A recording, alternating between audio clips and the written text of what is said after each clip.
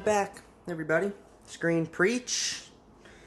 It's episode 13, and I am going to talk about Capone today. I had to, it came out. So it came out last week on VOD. You can find it on Apple and probably Amazon, maybe maybe cable, DirecTV, something maybe in those places too. Probably in those places. But yeah, it came out, and well, you'll see. That's all I have to say about that. For right now, is that you'll see how I felt about it. Okay, new week. How's everybody doing? I usually tell you what I'm watching right about now. Let's see what. Rick and Morty's been funny, and last week's episode of Rick and Morty was really funny. It was better than the previous two that came out before that, I thought. Just like that ridiculousness of Rick and Morty that you would want and expect. That's what we got last week. It was just insane and, of course, hilarious because of how ridiculous it is. Yeah, so Rick and Morty's like the only thing that's really on weekly right now. I know that Yellowstone's coming back soon, and I can't wait for that. I get that weekly. Other than that, I'm still doing Star Wars, so I'm officially on Rebels. And I'm a little shocked that I enjoy it as much as I do, because if Clone Wars is aimed towards kids, and not those last few seasons, it gets pretty dark, Clone Wars. Then Rebels is even more aimed towards kids, and it is, you can tell. But the continuity from Clone Wars is it's like the sequel to Clone Wars in a lot of ways, and that's what makes it so great. The only thing is, like, so a couple of little spoilers here about it, so for people who haven't watched it, you can cover your ears or whatever for this part. But I didn't know that like if I had watched it the way everyone else watched it, I wouldn't have known that Fulcrum is Ahsoka. But I knew that Fulcrum was Ahsoka because in the final season of Clone Wars, which came out after Rebels, but continuity-wise, it's before Rebels. She uses the Fulcrum codename in one of the final few episodes to get in contact with Anakin and Obi-Wan. So I didn't know. So I mean, I already knew that it was her. So that kind of probably would have had more of an impact, obviously, if I had seen it the correct way, I guess. But continuity-wise, I did see it the correct way. I saw it I saw it linearly in the right order. But then again, I should remember this is Star Wars, so non-linear is probably the way to go. I probably should have just watched Rebels before the final season. But I don't know, whatever. The fuck. What the fuck does that matter? What else is anything else going on here? I don't know. There's really nothing on like TV. There was some interesting news about TV. I guess we'll just get into it here. I talked about last week how I worked out a few episodes in advance here that I'm gonna do. So I'm gonna have a little fun with talking about movies that I've enjoyed over the past couple years or past few years, or even the last year. So this week I was working on that. I was still working on those episodes. But those should be fun to talk about. Just a few that I really would like to talk about. Up until this point, I've done pretty good, actually, in terms of, like, new stuff. It's been all new releases. Even Capone snuck in there recently. I was thinking about talking about the new HBO movie. It's weird. This is all we have right now. There's no theaters. It's just no theater movies is weird. It's just... I would have already talked about A Quiet Place Part 2, Black Widow, um, and what else was. I mean, those are the big ones. I don't know. But, yeah, so. I don't know. I had a busy week. I love when I can really get into a project, and I'm really into the one I'm on now. Finished writing the first draft. Now the real writing starts.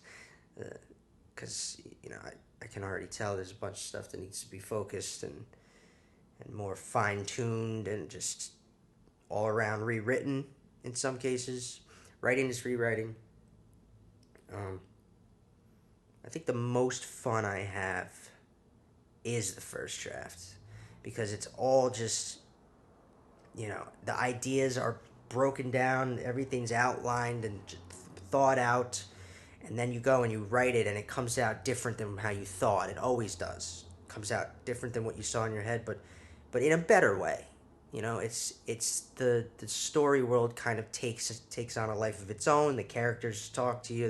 Things just happen the way they're supposed to happen.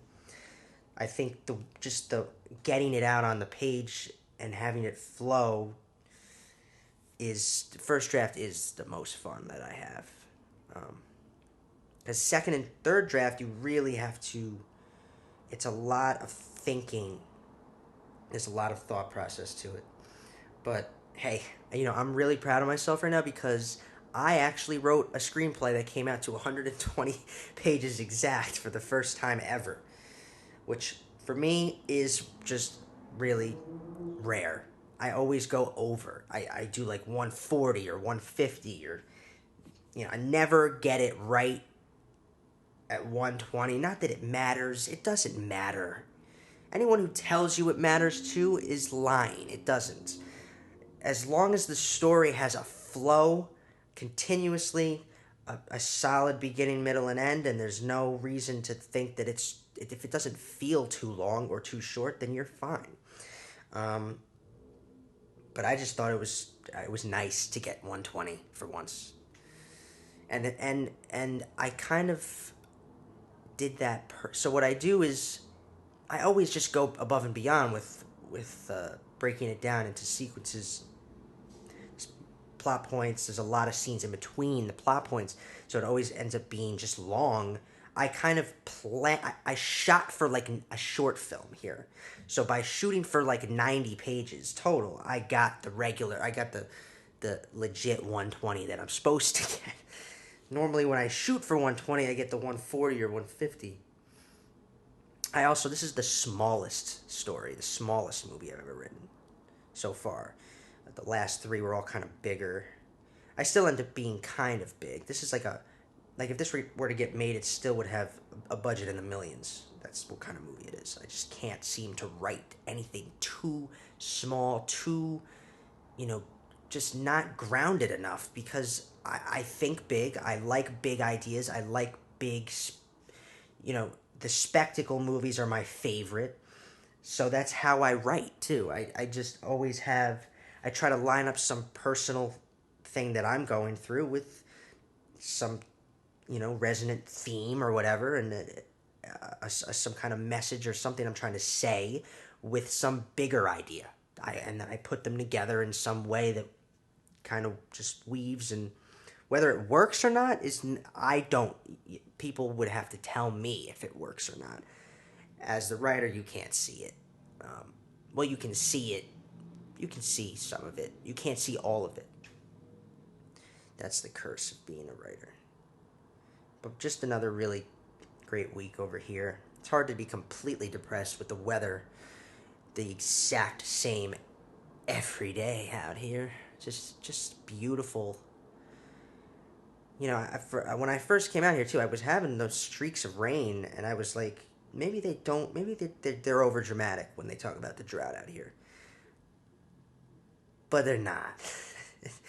it's crazy how I don't have to check the weather, and it's been like 4 weeks now with just the same exact.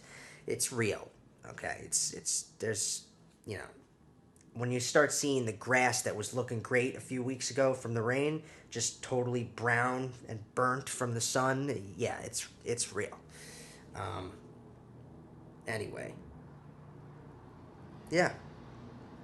Let's talk about movies today in the name of the Godfather, the Son of Odin, the Holy Jedi. I want to get like some shirts made. Start handing them out on the streets or something, the with the logo and the that slogan on the back or something.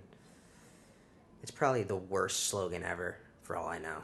I don't fucking care. Cheesy, I know. Whatever. But you know, movies are like a religion to me, I guess. A little bit.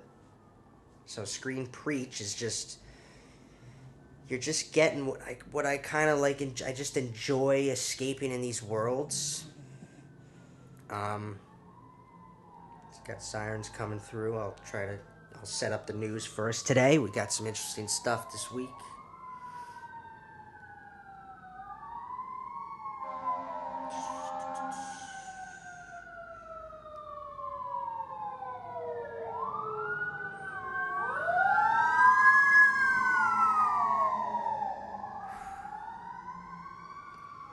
I gotta love the sounds of the city. Alright, we got some good stuff in news today. Let's talk about it. First things first, so I will be talking about Capone today, so I thought I'd bring this up. It got strong VOD numbers.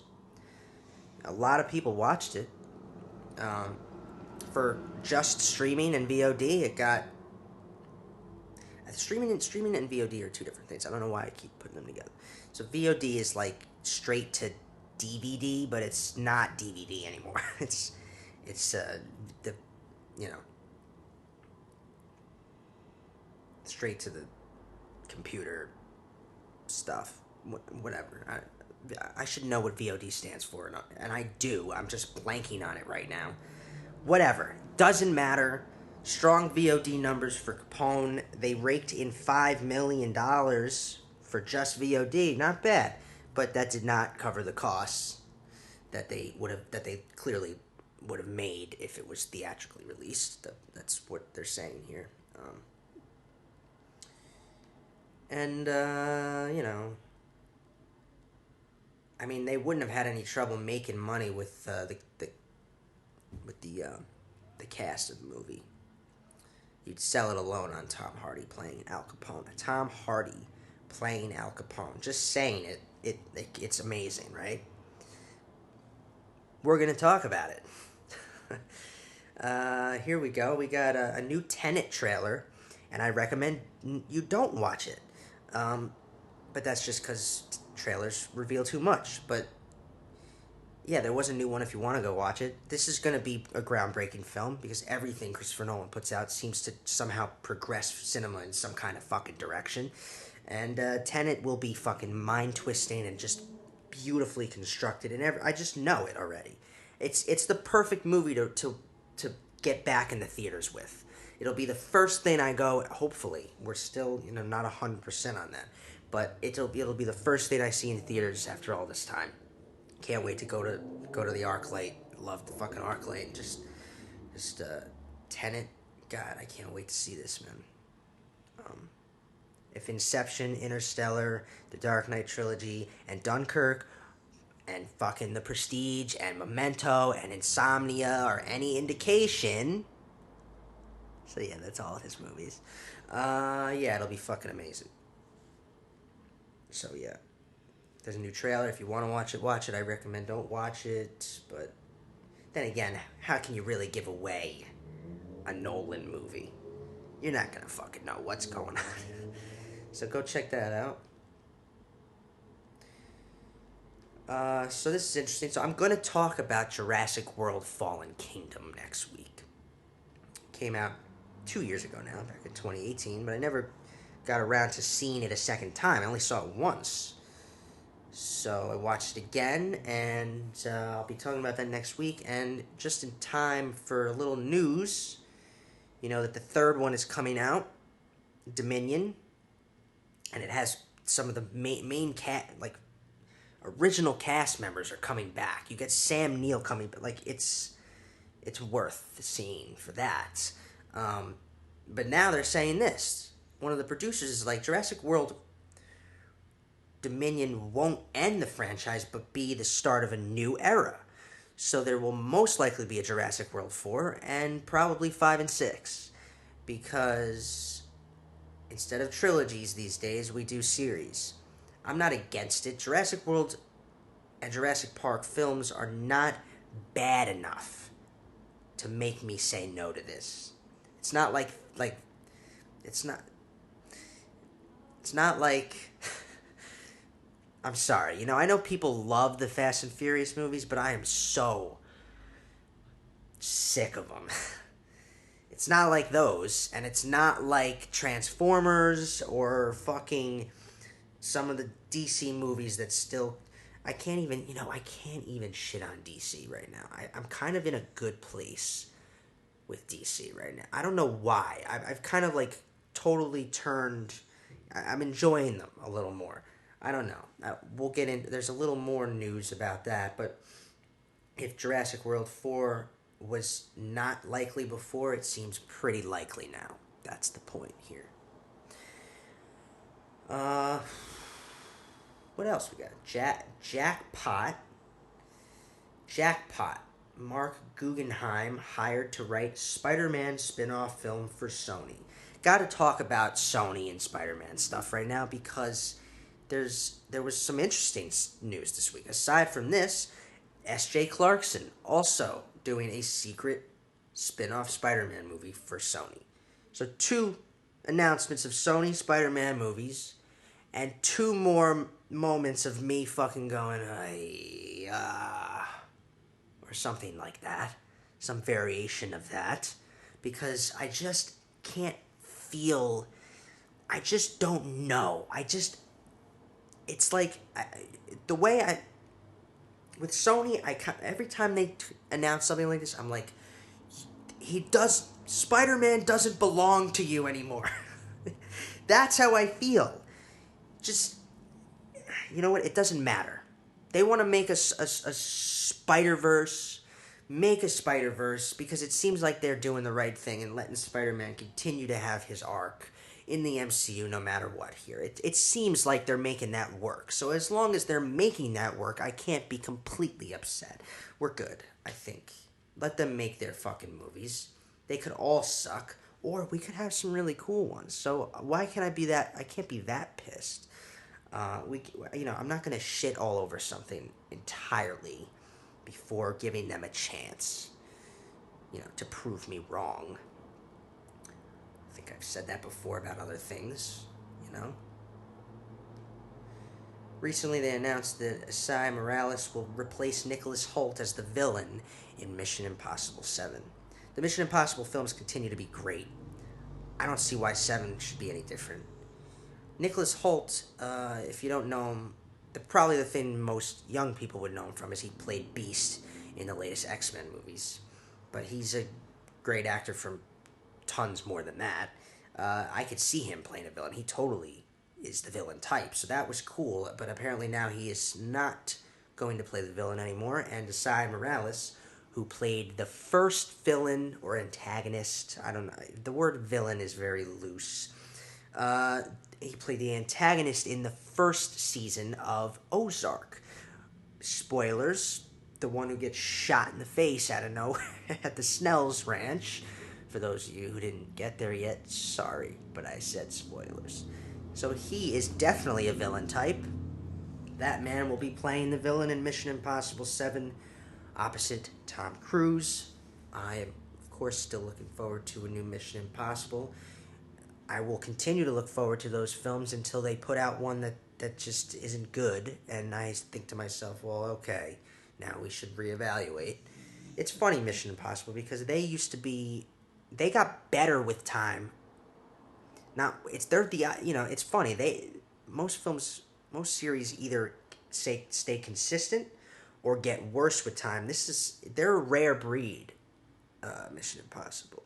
They were not as well received with the first 3, and then 4, 5, and 6 all of a sudden were like their peak, their best quality came later.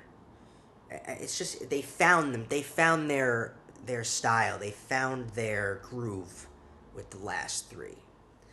Um, so yeah, that's interesting news. I think. I liked that actor, Cy Morales. I liked him in Ozark, so now I'm interested. About the Mission Impossible. That genre, that subgenre, has kind of always been its own thing. The films like Mission Impossible, the Bond films, the Jason Bourne films, they're kind of all in the same category a little bit. Um, and so I like when they're like this. They almost all exist in a similar universe, and if they all, they're the kind of films where if you wanted to cross over franchises, those three films, like having Jason Bourne and Ethan Hunt team up, that would be fucking amazing. Just throwing it out there for anyone who's actually listening who has pull or fucking clout or something. So I always love when I hear about like the who's gonna play the new villain of each one, like the next Bond. Which, oh yeah, that's the other thing I would have already talked about is No Time to Die. God, that was pushed back. That was like the first thing to be delayed. It comes out in November now. When I look back and I watch those old episodes and I'm saying like MGM thinks that coronavirus is gonna last a long fucking time, and I was like totally like disbelieving. Well, it's actually happening that way, so fucking fuck me, because um, whatever. What was I saying? Yeah, No Time to Die. The like Sam Raimi. Like, is it Sam Raimi? No, Raimi Malik. Fuck. Why am I blanking on his name? From Mr. Robot. Come on. He's the villain in that, and like I totally see that. Like, they have a great stretch, to go from, I mean, Mads Mikkelsen to fucking uh, Javier Bardem, and then fucking Christoph Waltz, and now Rami Malek. I think I'm saying his name right. That's a great stretch of villains. Mission Impossible has had a similar good stretch, I think, over the years. But so yeah, that was some interesting news to see who their new villain is going to be, antagonist, villain, whatever. Then I saw this Game of Thrones alums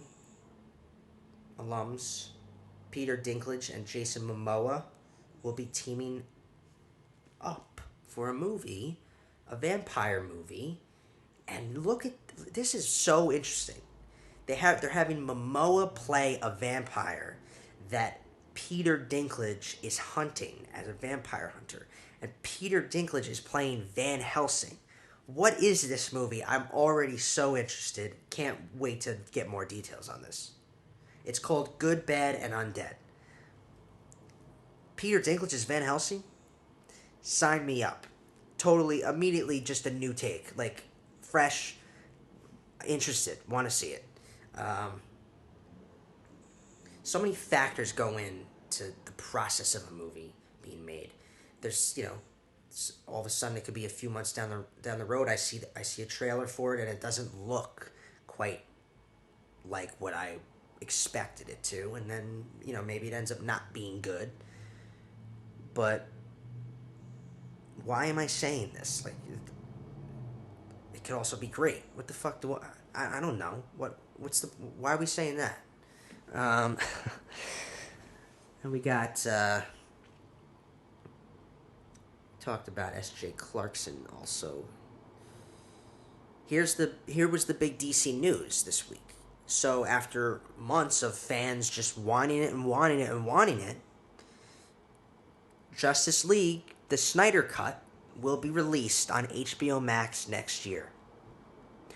For those of you who don't know, Zack Snyder had to step down from the directing duties on Justice League a few years ago due to family, personal issues, things going on.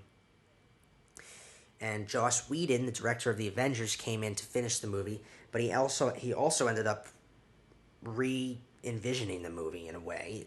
The product we got was a Whedon product and not Snyder's cut of the movie at all. Apparently, we've only seen a fourth of what Snyder actually did. That means, yeah, this could be like an epic HBO Max spectacle. They could break it up into 6 hour episodes if they wanted, because apparently there's hours and hours of footage that we have not seen. He's getting cast members back to do new voice work. They're actually doing more work on the project. $20 to $30 million budget to do more work on the. It's like a new Justice League we're getting. There could be characters showing up that we had not even seen, like Green Lantern, fucking for all we know. And I mean, it just could be interesting to see this cut of the movie.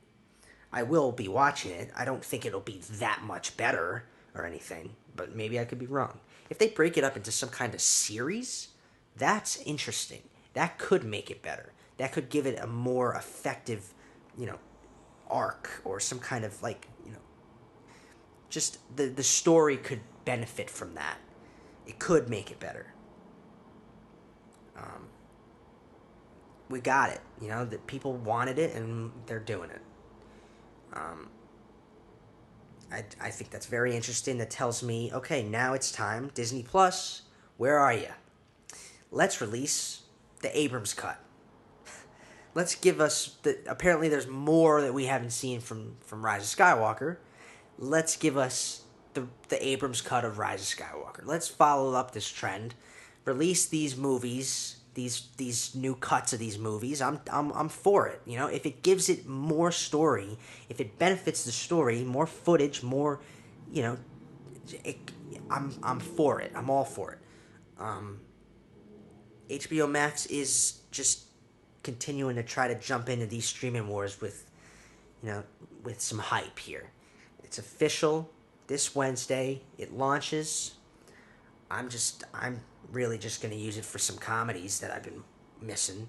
I'm gonna throw in a new comedy night or whatever and just have Friends going again, or Fresh Prince of Bel-Air. But the stuff, the content that's coming out, it all looks very interesting. It's worth. There's so many things now, and trying to pay for everything's like kind of a pain in the ass, right? But it's worth taking a look at. I think what it is too is, if I'm correct, it's everything HBO already has, just with more, like much more now. There and original content that is different from what HBO's done before. So maybe it's just supposed to be the new HBO. Forget about HBO Go and HBO Now and all these things you already have. Cancel those, get HBO Max, and you're good. So really, it's not like we're getting a new service, just one that's replacing an older version, which is actually more comforting because there are a lot of them and it does get expensive. Let's move on here. A lot of stuff happened this week. I heard that Ruby Rose left Batwoman after one season. I didn't even watch that show, but I don't know why that would. I don't know why she would leave. They're gonna continue the show and recast. That already makes it like such a bummer. Like, even if it was great, I don't know. I can't give you any kind of opinion because I haven't seen it. Robert Pattinson, Johnny Depp film Waiting for the Barbarians. Some kind of historical drama being done at Samuel Goldwyn. I think Robert Pattinson's coming up. His career's finally taking off in a certain direction. I'm looking forward to his filmography growing and seeing what he does. So that was that. And then Stephen King's The Stand is coming to life again with a new adaptation. I think. Have I mentioned this yet? I don't think I have. But there are set photos. There they are. I'm going to talk about the Dark Tower movie that they did. Just because they did one. And I read that series. And I thought, why not talk about it? So that'll be one of the future episodes coming up. But I think it's important to consider Stephen King has quite the bulk narrative here. There's a connectivity to his work that I love, um, because it only further adds to the mystery of each story that you dive into. I'm I have 100 pages left in The Outsider, and then I'm gonna watch the adaptation they did on HBO, the one season adaptation they did.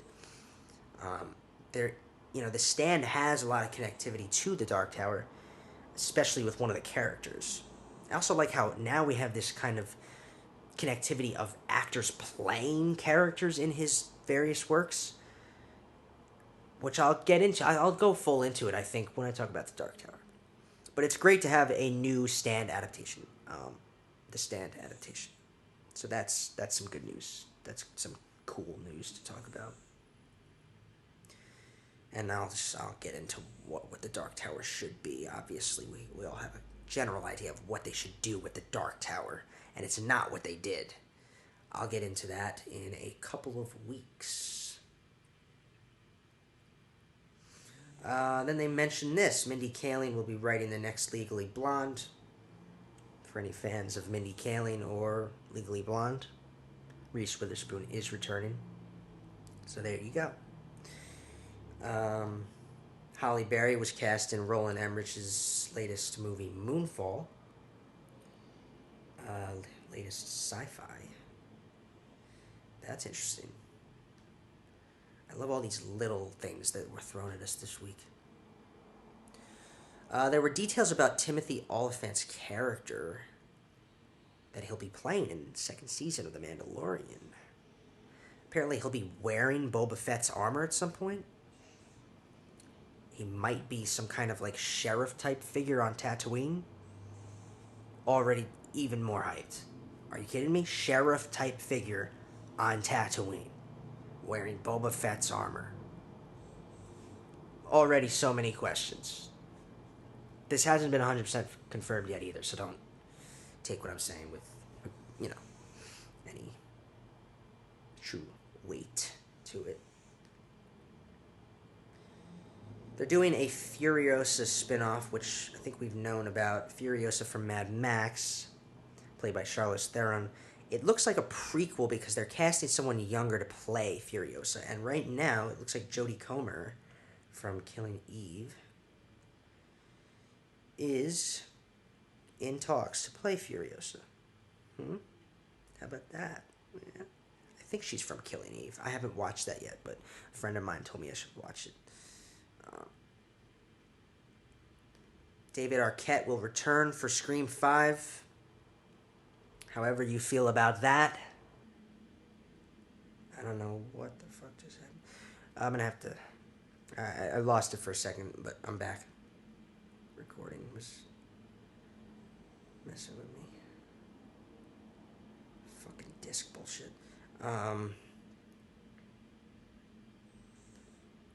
So yeah, there's that. Uh-oh, that's not the wrong... That's the wrong thing. Sorry about that. I was on a roll there. Fucking tech. I was on a roll. I like when I'm going, Jesus. Oh no, did I fucking X out? God fucking damn. Why would I do that, man? Ah, shit. It just gives me so much agita, man. Really does. All my tabs. All my tabs. Fuck, man. God damn it. And of course, it's going to be unbelievably slow. It's a shame. It messes up my whole mood when this happens. Technology has a way of doing that.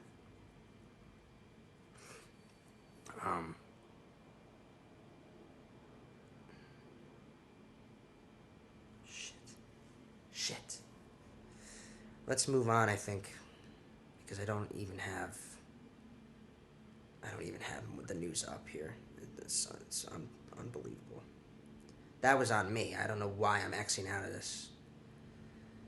It's really ridiculous. But it wasn't on me to get distracted by my fucking computer stopping the recording. It's really just it's one of the most frustrating things to deal with. I think that was all the. Haha, look at that. That was all the news anyway. All right, moving on. I'm going to talk about Capone. What did they do with this movie? So every year around this time, we get together and we shove it in Brooklyn's face.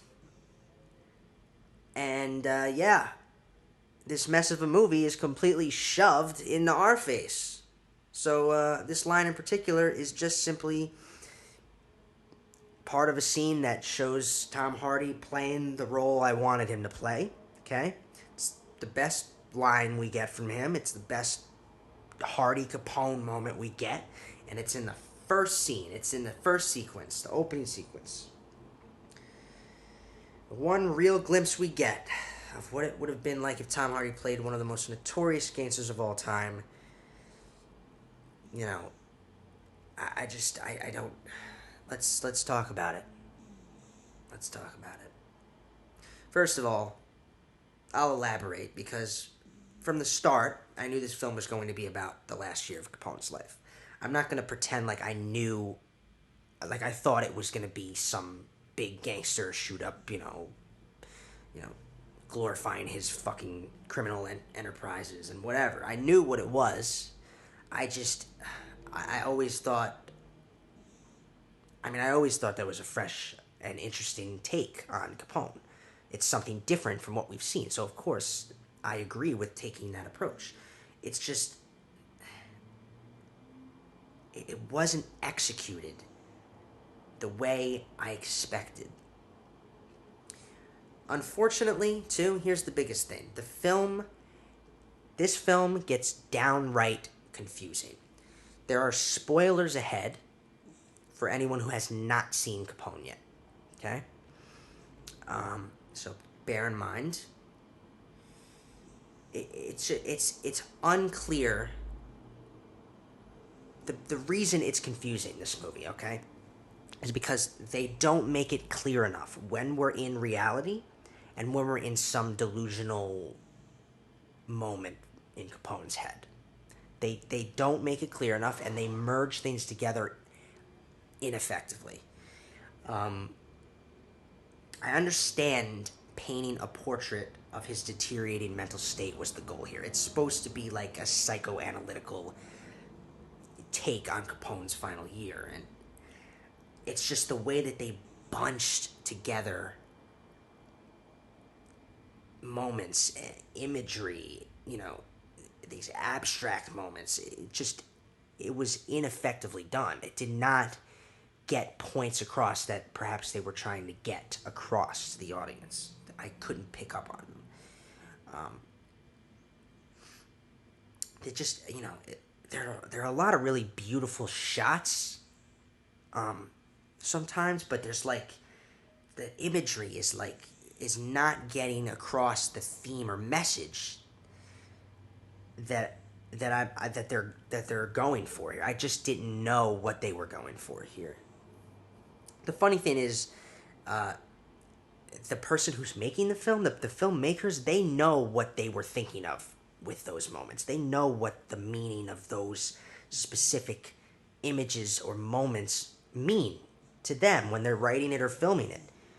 But we didn't get that conveyed. We didn't get it conveyed to us. It didn't come across to us. So, I don't know, that was the biggest problem here. Let's get into it a little bit. So we have that Thanksgiving sequence in the beginning, okay? Opens the film and closes the film. This worked. It was effective because we're told from the start it's his last year. So we start with Thanksgiving, we end with Thanksgiving, showing us the arc of Capone's last year. He's in a very different place when he sits at that dinner table at the end compared to when he's sitting there at the beginning. But to be honest with you, it wasn't until I watched it a second time, I watched it twice, this thing, that I really picked up on that. It could have just easily, because the way it's filmed, it's beat for beat. The kid's running, it's raining again, It could have just as easily have been, the opening could have just as easily have been, you know, a moment in his head, like not actually what happened. I don't think that's what, I do think it was two different moments in time because it's supposed to be beginning of the year, end of the year, you know, totally different place from beginning to end. I think I could be wrong. Um, yeah, I mean, I could be wrong. I really don't know.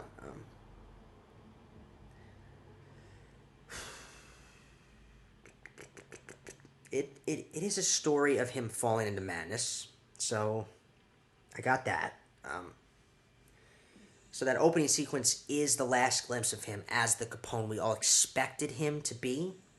But once he pees himself in the following scene, that's the inciting action, the inciting action of this movie, that sparks his last journey, which is just into nothingness, withering away from disease.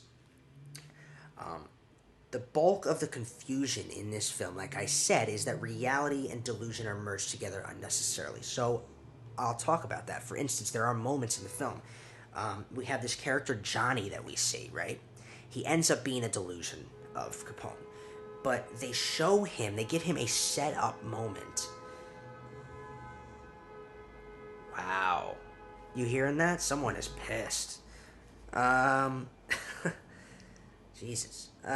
Yeah, so they give him this moment where he's in the city and he gets a call from May. Why give us that scene if he ends up being fake entirely? Not there, not real.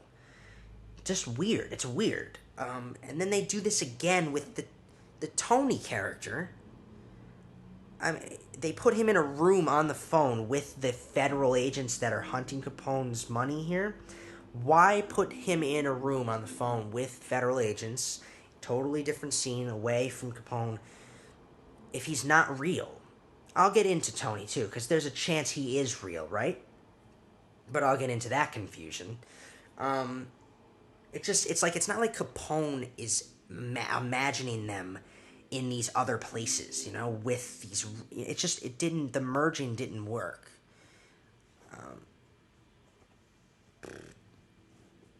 Wow, my fucking computer is just shitting the bed right now. It's gonna stop again. I can't believe this. I've gotten so many weeks, just smooth weeks, and now this week it's gotta fuck with me. All right, so the whole Tony plot thread in general was the most confusing thing of all. I mean, he can't be real, right?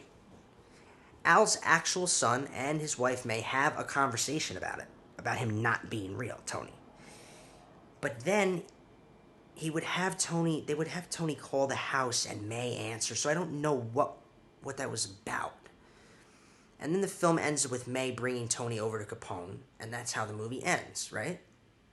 Eventually, I started to think the May the calls that May were getting was really just Capone calling her from another phone in the house, is what I started to think. Because Tony never said anything to her on the phone, so it could have just as easily have been Capone. Just because the shots we get following her on the phone is of Tony in a room doesn't mean that's real, right? But that's still just more confusing. They don't make any of that clear if that's the case. This will go into what I'm going to overall talk about the Tony thing. Capone makes May start to think it's Tony, is what I thought maybe was going on. But even the factual inaccuracy didn't help at all with the confusion. So you know, in real life, Al does have one son. His name is Sonny, and he's deaf.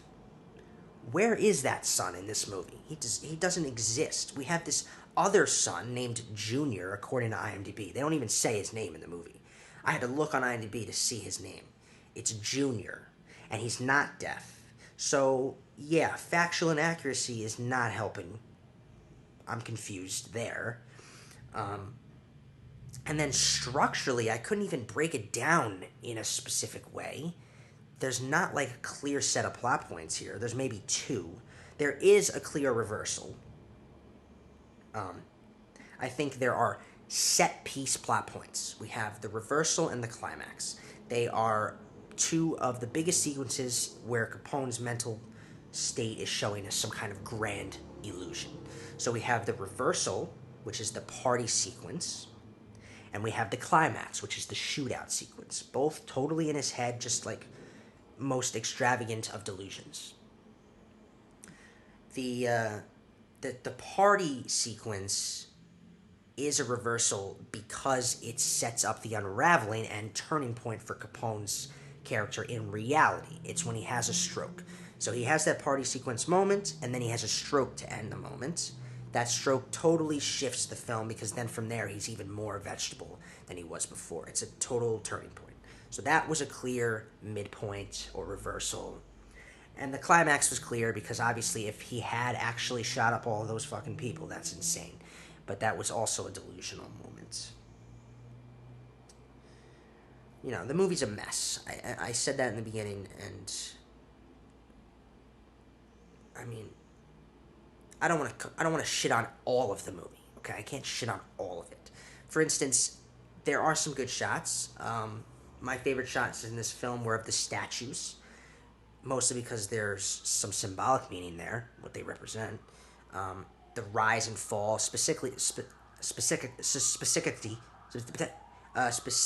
the Caesar statue is like this representation of a powerful person and a downfall of that powerful person. Capone is, you know, they represent wealth and power, but for for Capone personally, they mean something in the movie. So they're a reminder for him of the power he obtained, of the wealth he obtained.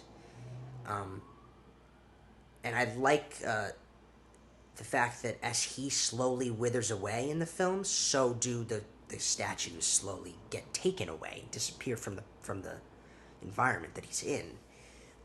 From his, you know, his kingdom is being stripped away as he himself too is being stripped down into nothing. With the one he loves most too and calls out in the beginning being the last one to go when he is at the end of the line, you know. That's I liked that element of this movie.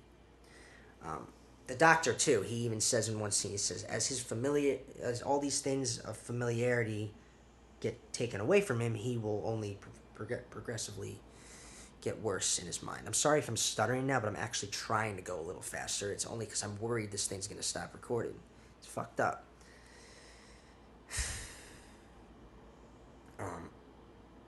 Yeah. Take a breath. Sip of coffee. Maybe it won't stop.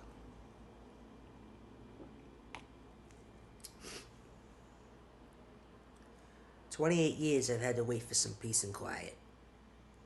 He don't scare me," is one of the lines by Linda Cardinelli, who plays his wife, May. I actually thought that she deserves a shout out here because she did a good job playing like an exhausted wife of a fucking criminal sociopath. I thought she was pretty good. In general, this film is saved by the performances. Because the writing is something to be desired, and it beats the movie up, the writing. And the execution, the approach is what beats this movie up. Yeah, so I mean, she did a good job with, with what she had. If it weren't for Tom Hardy's mesmerizing performance as a mentally slipping Capone, because it's fascinating sometimes to watch him. You know, he's walking around with a Tommy gun at the end in fucking adult diapers. He's fascinating to watch. That, if it wasn't for that, this film would have been worse. This movie somehow would have. I don't know. It could have been better if they took a different approach to it. Like for instance, why not show this time in Capone's life, but with flashbacks to his prime years as well, and give Capone two sides of a story to play with. You know, I don't know why we had to stay completely in this 1 year. I don't know. I know what he was trying to do. You know, the Josh Trank, the filmmaker, he's trying to take a psychoanalytical approach to Capone's last year. I get it. It's just, there's one scene in the movie during the party sequence. There's a moment when he looks in the mirror and he sees himself in his prime years. The second I saw that Capone, I wanted that movie a little bit. I wanted to see that. I couldn't help it. We don't get that, and it kind of, I couldn't help but it messed up what they do give us even more for me. Because I wanted to see that a little bit. I just thought one flashback of Capone in his prime doing something terrible or violent, we needed that. I I'll elaborate on some of my other interpretations here, but I mean, I just I don't know. It's just it is an interesting concept overall to explore that time in Capone's life. Um, it's just the confusion is what kills the movie. If it wasn't confusing, it wouldn't be a problem. It would be less of a problem anyway. I mean, here's the thing. What is Josh Trank ultimately trying to say about Capone and about life in general with this movie? I didn't know how to feel sometimes either. How to feel towards Capone. I'm not sure what social messages there were or thematic meaning he was trying to convey. Capone is a character who can easily be glorified for what he did. And then, you can take the approach of showing him as a sociopath. Making him a villain is another way you could go. I don't know what the approach was here. I don't know how I was supposed to feel about Capone. Most times, I'm either disgusted or bored watching it.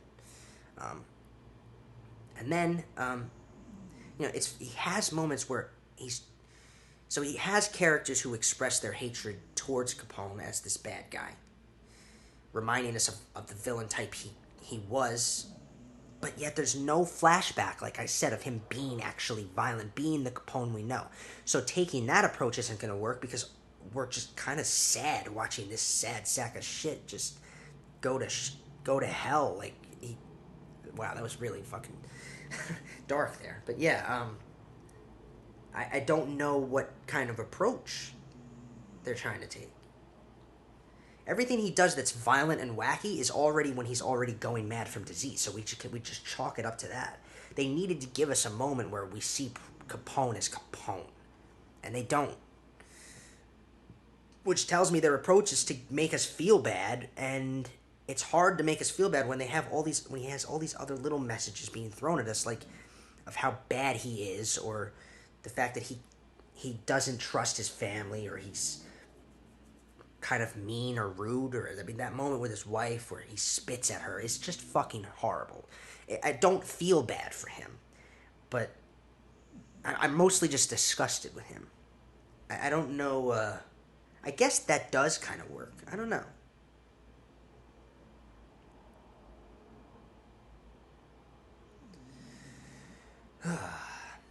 And then Trank sometimes he even he proposes the idea that perhaps Capone could have been faking it, but it's very brief, and I didn't feel that at all.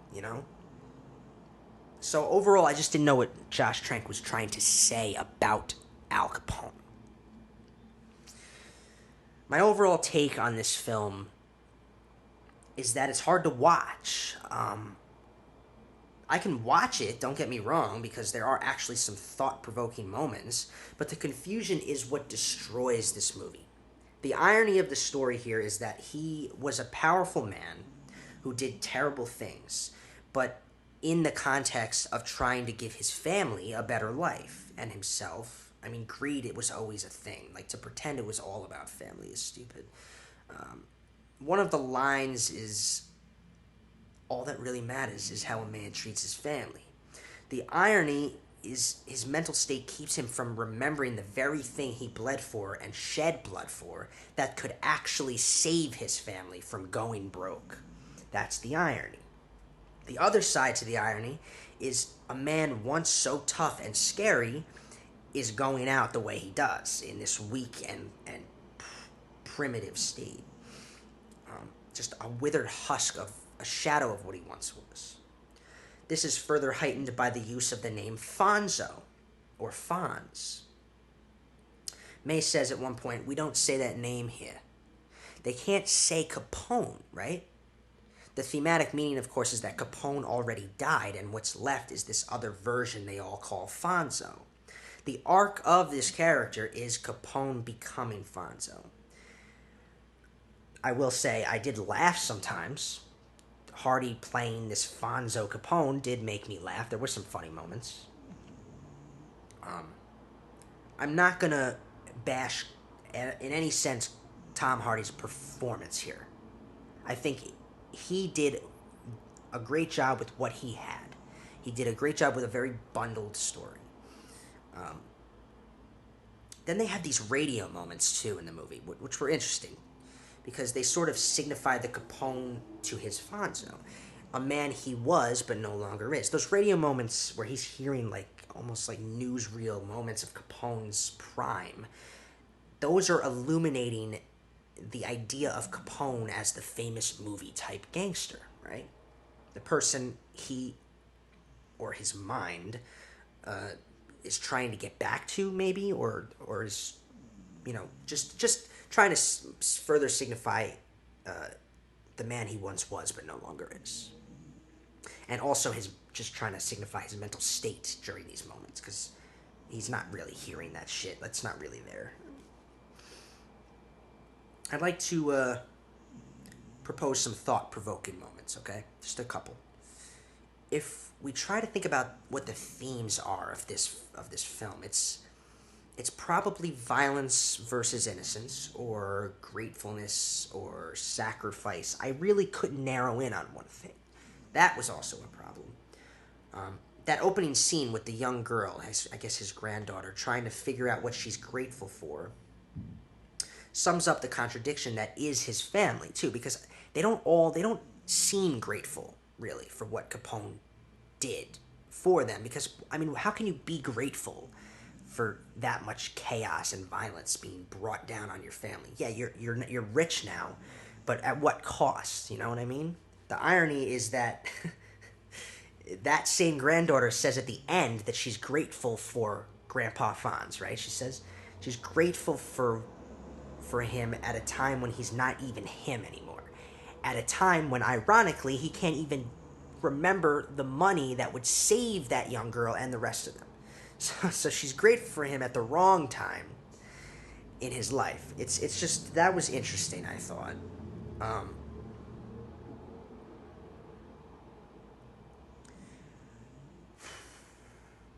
It's just interesting because Capone did save them from poverty, and ironically, he leaves them with nothing. He leaves them with a cursed name, That's it. Another thing is, Capone seems to have it out for Gino in this movie, one of the main bodyguard. My interpretation was this: Gino potentially is appearing as the monster Capone himself once was. So I mentioned how we don't get that Capone flashback of him being violent, but maybe we subtly did. So I'd like to consider maybe it was Capone who stabbed the shit out of Johnny in that scene.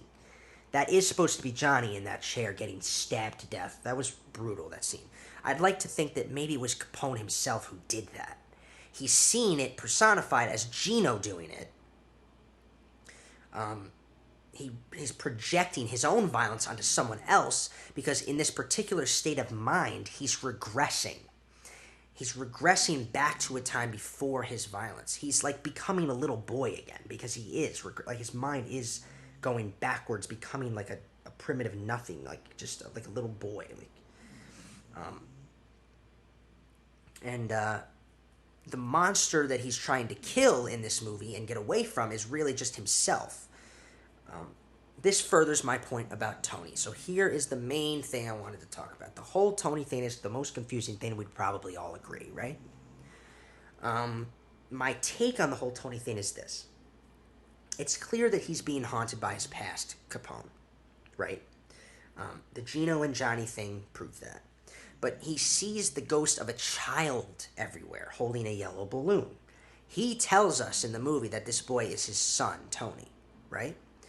But my interpretation is that Tony is not some son he had and no one knew about, but rather a representation of himself. and more specifically, the innocence he once had but destroyed by taking the violent path that he did. So that little boy is not Tony, but simply Capone when he was a boy, still innocent, before all the violence. What do you think of that? Not a bad little take, right? At the end, Tony sits next to him and grabs his hand. This is his innocence finding him again and taking over. He reverts entirely back to a simple-minded, innocent, boy. Yeah, that was my overall... that was the most thought-provoking thing I could pull from the movie. Again, just an idea. I'm not exactly sure. I could be completely wrong, because it is confusing.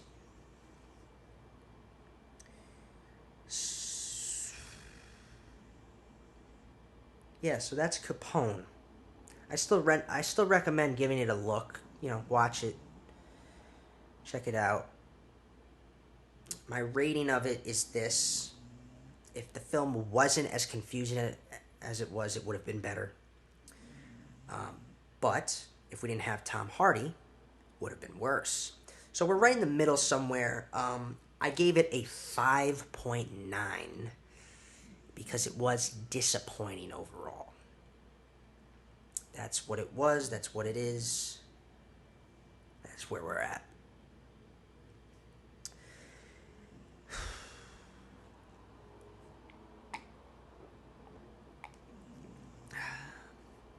Movie quote of the week. I'm trying to give you guys easier ones. This week's genre is crime or gangster. I'm going to go with gangster. And this is a classic line. So young people probably won't get it unless they've seen the classic. But it's a great film. It completely contradicts the movie we were talking about today, because the movie we talked about was not a great film, but this is the greatest of all. All right, I'm just giving you too many hints here. The line is this. Only don't tell me you're innocent, because it insults my intelligence. Makes me very angry. Name that movie. As usual, I am your host, Ben Morganti. Thank you for my listeners and watchers and whatever viewers. Follow the show at Screen Preach. Follow me personally at the Ben Morganti on Twitter and Instagram. Check out my website for some of my work. It might be interesting to check out. benmorgantistory.com. You can become a true supporter of the show by going to Patreon and looking for me, Ben Morganti. You also become a Patreon for my work in general. I put all my work up on there. Become a supporter of me as a creator and my work, I guess. But yeah, that's it. Also, check out my brother's channel if you're into bikes. If you're into builds for bikes. If you're into journeying across the country for an extravagant adventure, check out J&J Media. But yeah, that's it. Another episode. Come back next week where I'll talk about Jurassic World Fallen Kingdom.